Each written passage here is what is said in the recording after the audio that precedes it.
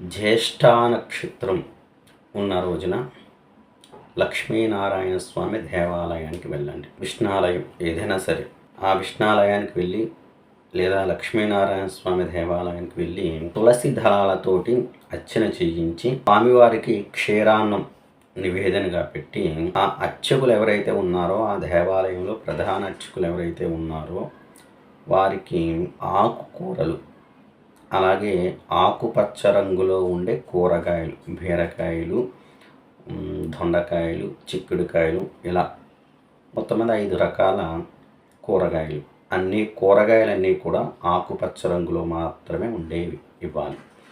ఒక 2-3 రకాల ఆకుకూరలు